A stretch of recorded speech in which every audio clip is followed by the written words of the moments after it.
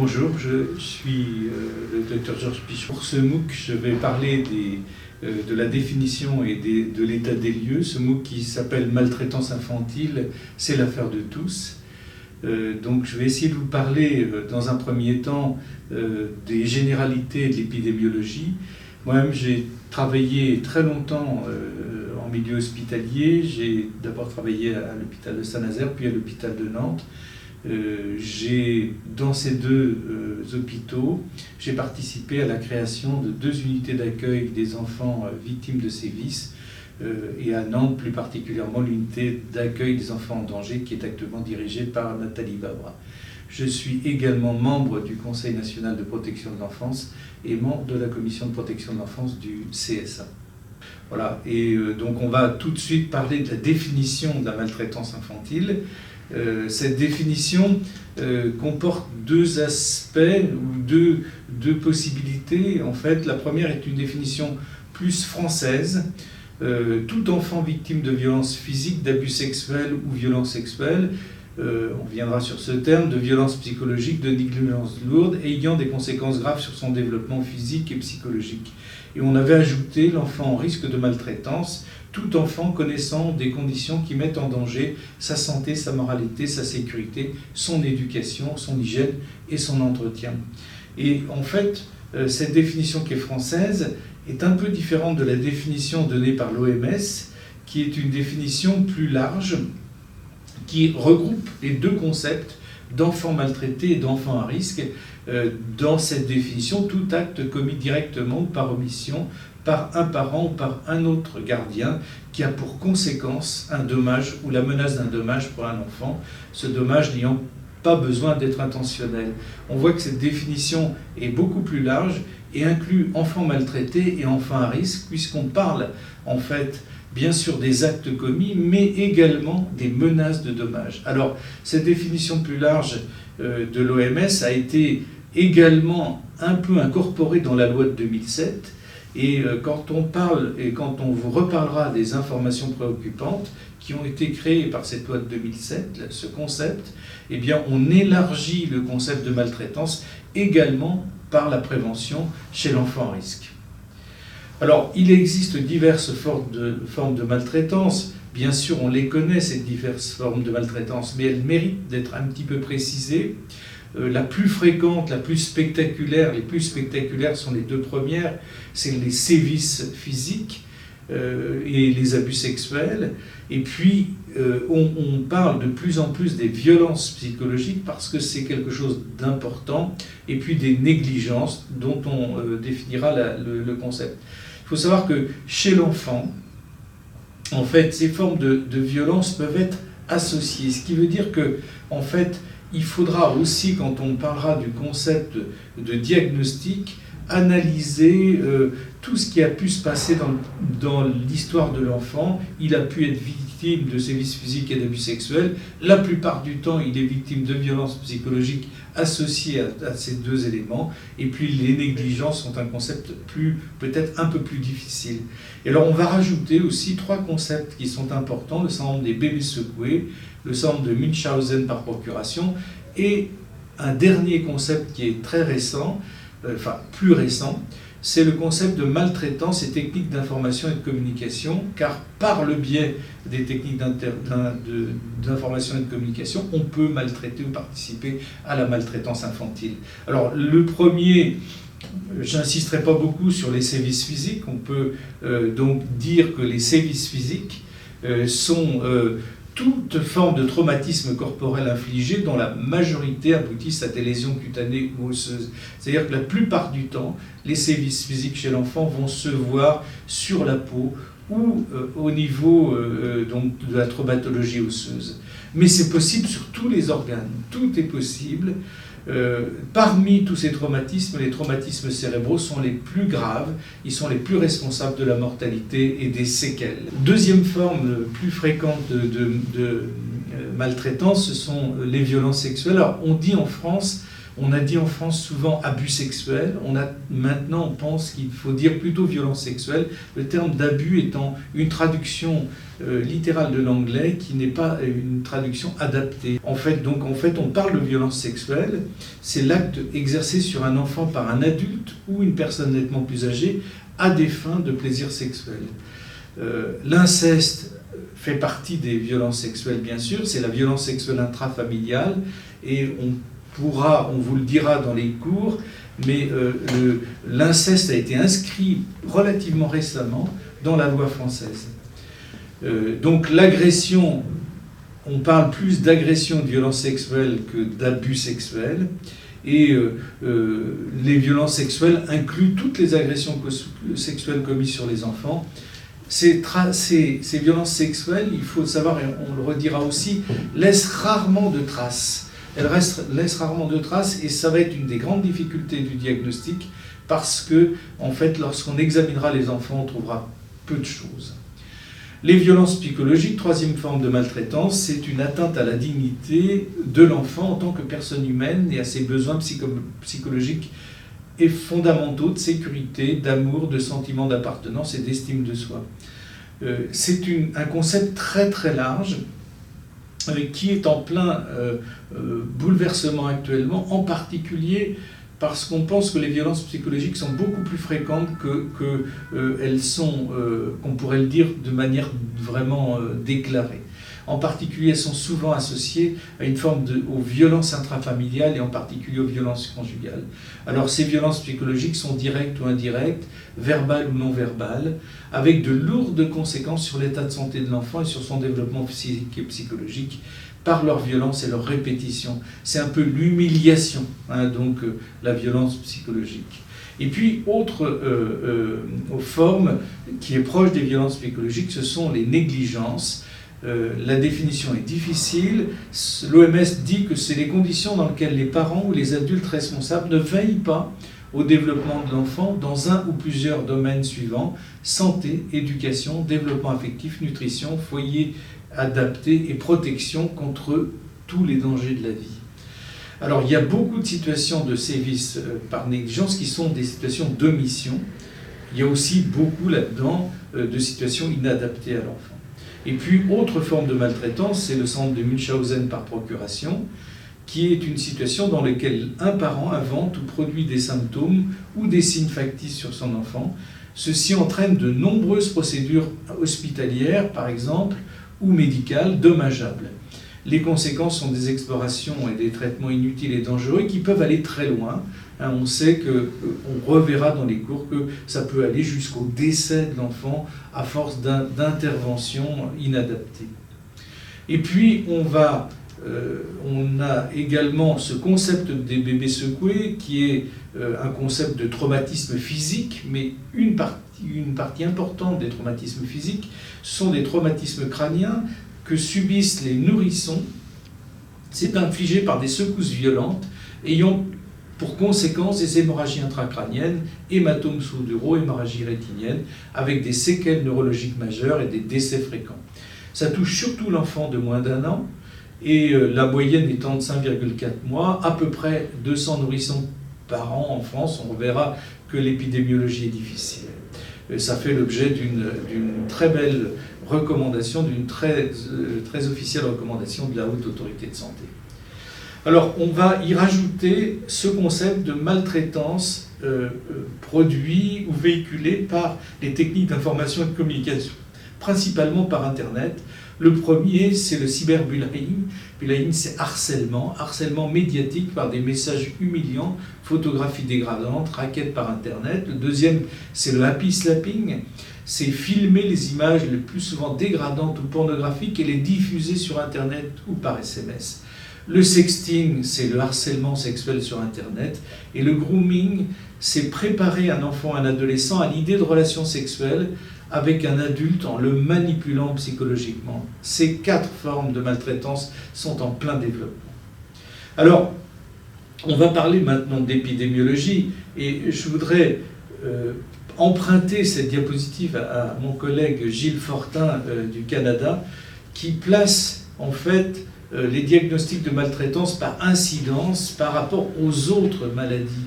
Et on voit que la maltraitance est en deuxième lieu dans l'incidence des maladies que les médecins, que les professionnels de santé vont rencontrer. C'est-à-dire que effectivement l'asthme est beaucoup plus fréquent, mais derrière, dans ces maladies chroniques, on va trouver très vite la maltraitance et devant l'épilepsie, les cardiopathies congénitales. C'est-à-dire qu'un médecin, un soignant a beaucoup plus de risques, et beaucoup plus de risques malheureux bien sûr, de rencontrer des enfants maltraités qu'à la limite des enfants porteurs de cancer. Et puis on va rentrer dans la vraie épidémiologie. Alors dans le monde et en France, l'épidémiologie de la maltraitance est finalement mal connue. Il n'y a pas qu'en France qu'elle est mal connue, partout elle est mal connue. Et en fait, il y a des raisons pour ça. La sous-estimation est fréquente parce que les systèmes de soins contribuent peu au chiffrage de la maltraitance, parce que l'identification se fait dans les grandes classifications des maladies plutôt par d'autres biais. On va parler par exemple des conséquences de la maltraitance et pas de la cause, donc, qui est la maltraitance. Et puis la deuxième raison, c'est qu'il y a finalement peu de diagnostics par rapport à ceux qu'on pourrait faire, c'est-à-dire que la maltraitance est peu connue, les signes de maltraitance sont peu connus, et l'intérêt de ce MOOC est bien d'éveiller les professionnels de santé à ce diagnostic. Il y a des définitions, comme vous l'avez vu, qui sont différentes, suivant qu'on inclut en fait les enfants en risque et les enfants véritablement maltraités.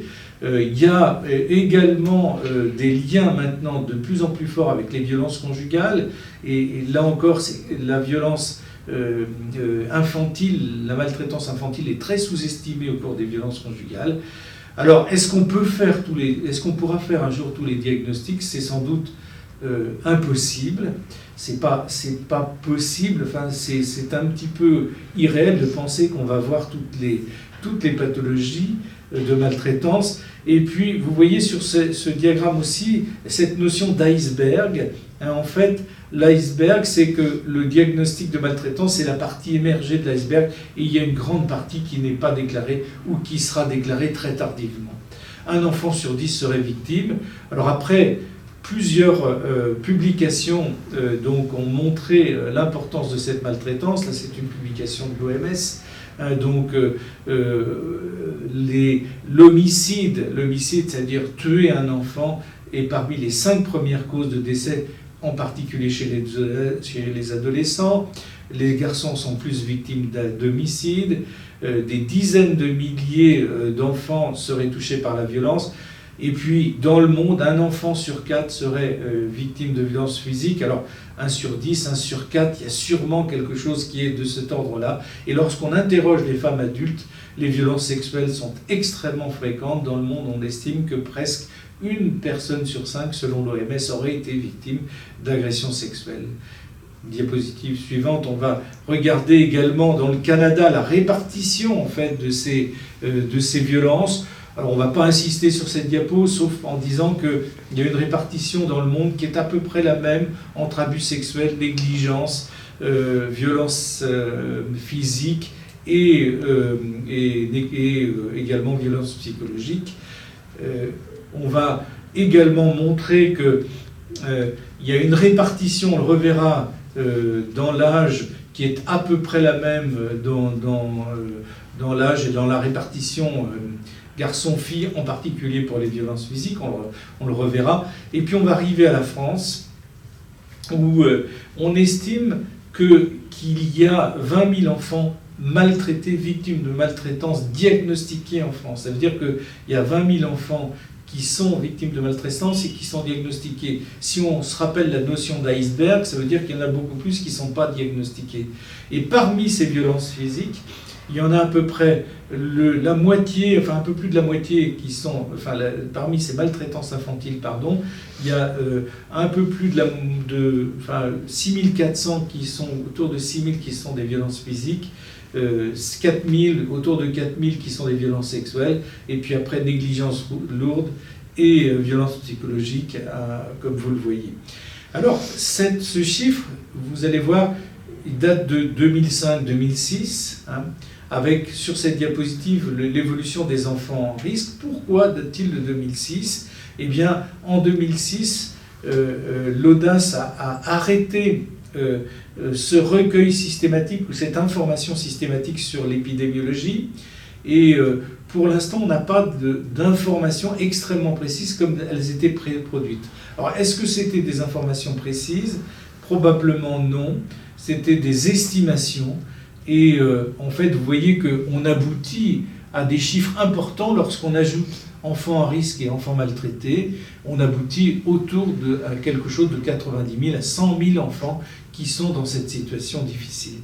Alors, est-ce qu'on aura un jour de nouveau des chiffres de ce type-là? On peut penser que les CRIP, les cellules de recueil d'informations préoccupantes, pourront un jour reproduire ces choses. Pour l'instant, on ne sait pas, mais on est resté sur ces chiffres-là.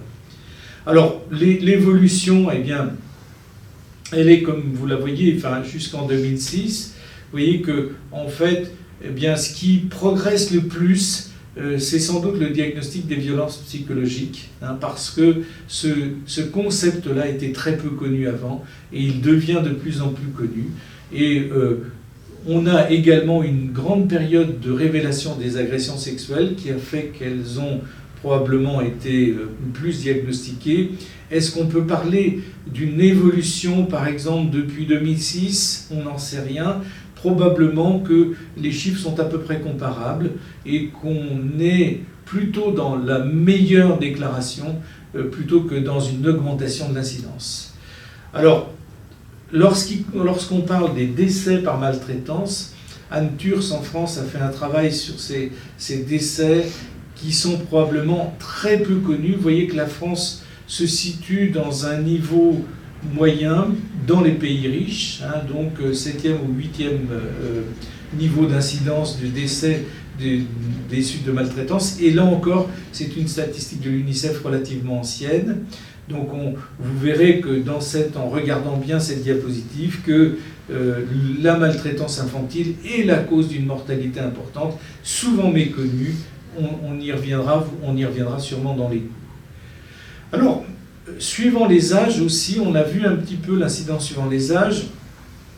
C'est intéressant de voir cette diapositive parce qu'elle montre, et elle est issue du service national d'écoute téléphonique et non pas de déclaration de la CRIP, mais on voit que, en fait, bien sûr que la violence infantile est importante chez les petits-enfants, elle est importante et bien sûr inadmissible, mais elle existe à tous les âges, et vous voyez qu'elle existe à l'âge de l'adolescence, où elle est également importante, elle est souvent oubliée, souvent, bien sûr qu'il est important d'en parler à tous les âges, mais il est important aussi d'en parler chez les adolescents, chez les nourrissons et chez les adolescents. Bien sûr, les formes de violence sont différentes.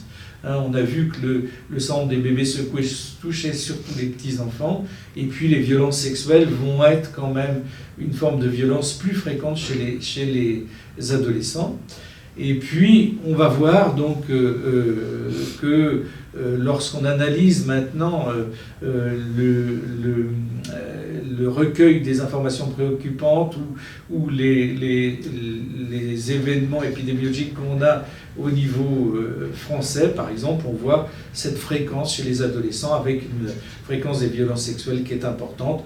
On pourra en parler, bien sûr, au cours des différents entretiens que vous aurez.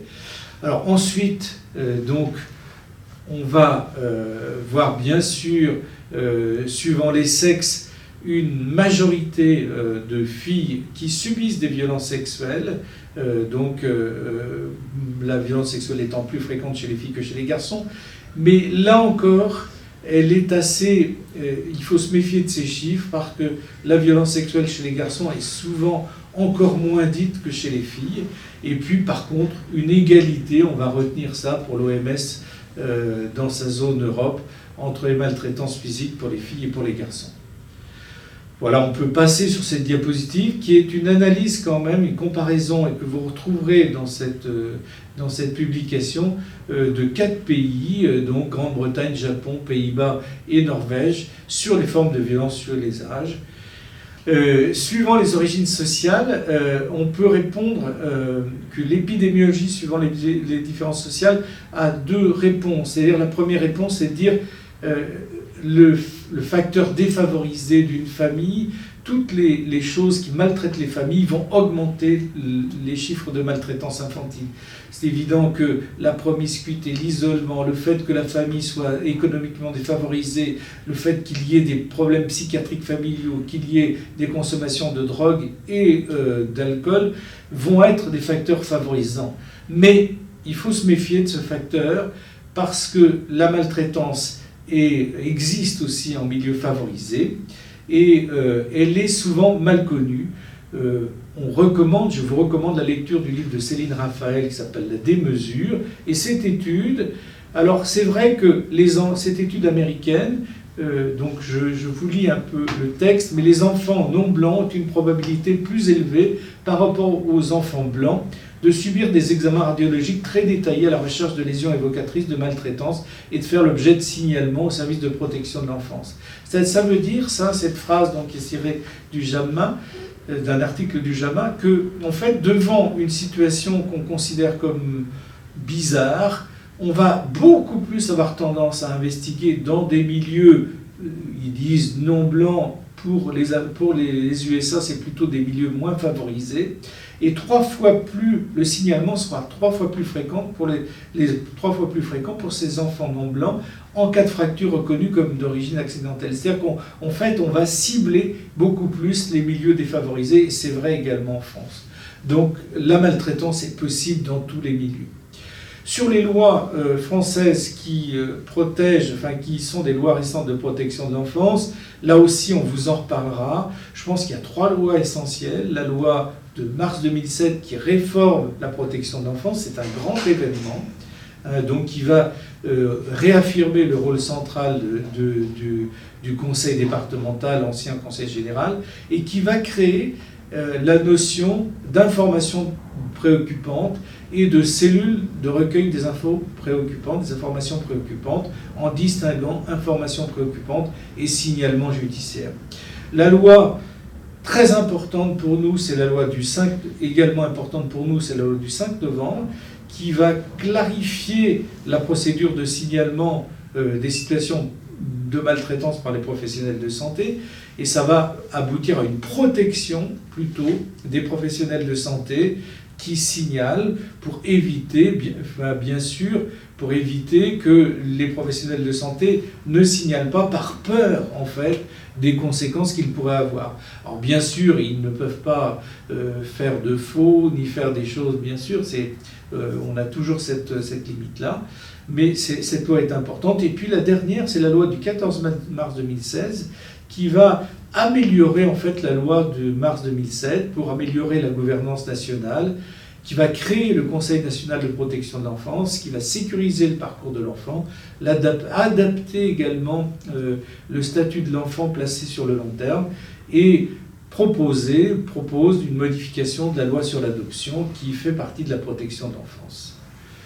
Alors donc la loi de novembre 2015, je la rappelle aussi parce qu'elle est importante en introduction de ce cours sur la maltraitance, de ce MOOC sur la maltraitance.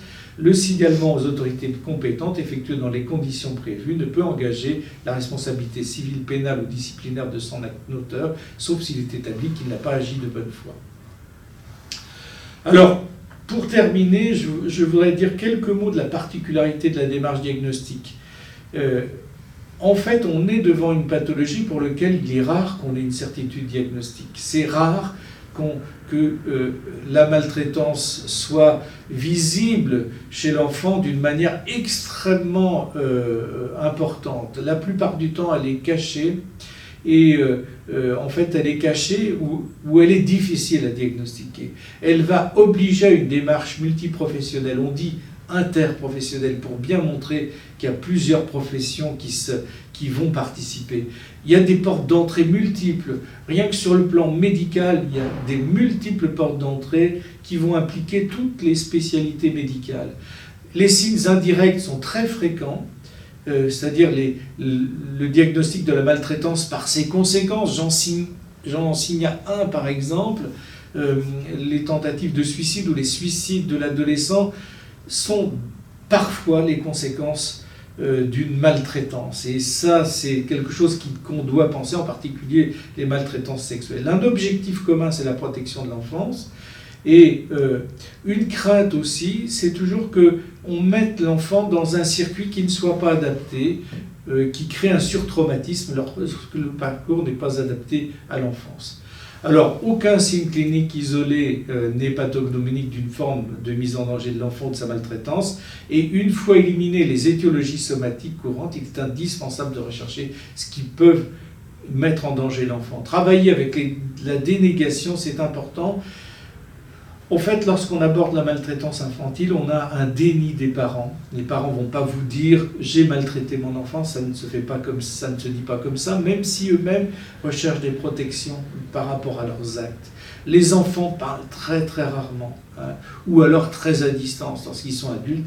Et les médecins eux-mêmes ont un certain déni. Il est finalement très compliqué de voir la maltraitance devant une situation d'urgence. Il faut se remettre en question. Alors, j'aime beaucoup cette phrase de Jean Labbé, dans son éditorial « Child Abuse and You ».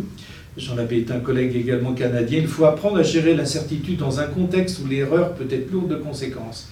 Passer à côté d'une situation de maltraitance rend vulnérable à une récidive, au potentiel plus grave, j'ajoute même à la mortalité ou aux conséquences psychiatriques. Des parents accusés à tort subissent les inconvénients d'une enquête des services de protection de l'enfance et risquent de perdre leur enfant, leur emploi, leur conjoint et même leur liberté. L'avis d'autres collègues se révèle précieux. Donc en fait, c'est une pathologie, une situation dans laquelle on doit faire des diagnostics et pas trop en faire, donc être toujours dans des bonnes conditions. Devant une situation, il faut toujours se poser la question de la plausibilité, en particulier devant des situations de traumatologie, avec ces 7 éléments, donc je cite là, les circonstances, l'adaptation, la relation d'âge de l'enfant et lésions, l'importance des lésions, la prise en charge de la famille, l'évaluation de la douleur et l'instabilité des explications. La prévention est essentielle, c'est ce que nous rappelle l'OMS, et en fait la prévention, ça serait arriver avant que la violence physique apparaisse, avant que la violence sexuelle apparaisse, avant que les violences psychologiques ou que les violences, les négligences n'apparaissent. C'est-à-dire qu'il faut vraiment travailler avec les familles pour éviter cette apparition. Dans ce sens-là, la visite systématique au cours de grossesse ou la consultation systématique du 4e mois est très importante d'aborder ou de reconnaître vis-à-vis des fragilités familiales et de pouvoir aider ces familles. Alors, c'est vrai qu'en plus, c'est ajouté récemment quelque chose auquel on pensait, mais qu'on n'avait pas réellement prouvé, quelque chose qui est très important, c'est-à-dire que quand les enfants sont rentrés dans une situation où on subit des actes de violence ou de maltraitance infantile, on sait que les conséquences sont importantes. On était très fortement orienté sur les conséquences psychologiques qui existent et qui sont très importantes. Et cet article très récent d'une étude faite en Pays de Galles montre également que les conséquences de ces adverse childhood experiences dont font partie la maltraitance infantile ont des conséquences importantes sur le plan somatique, sur le plan des maladies somatiques. Et on peut voir par exemple que ces événements vont favoriser, on le voit dans la répétition de ces événements douloureux, et ça va favoriser un certain nombre de maladies qui sont montrées dans cette étude galloise. Donc en fait, le diabète, le cancer, les maladies cardiaques, les affections respiratoires de l'adulte sont beaucoup plus fréquentes chez les adultes qui ont subi des violences infantiles ou des maltraitances infantiles. On l'avait perçu un peu, par exemple, dans des pathologies comme la pathologie auto-immune, qui est probablement plus fréquente, mais là, c'est montré pour d'autres pathologies. Je terminerai ce propos introductif par un mot en anglais qui s'appelle Open Your Eyes. C'est le titre d'un très vieil article auquel j'ai pu me référencer dans ma partie initiale de ma profession, de mon exercice. Donc Open Your Eyes, ouvrez les yeux. C'est-à-dire que les professionnels de santé doivent ouvrir les yeux. Ils doivent être des défenseurs des enfants, ils doivent oser penser la maltraitance, comme le dit Brigitte Sanson dans cet article qui paraîtra dans l'encyclopédie médico-chirurgicale. C'est repérer les enfants et les familles en souffrance avant qu'on rentre dans cette maltraitance au stade de la prévention, et puis oser aussi faire les diagnostics devant des situations de maltraitance, ne pas toujours être dans un déni trop facile qui va avoir des conséquences très graves pour l'enfant. Je vous remercie.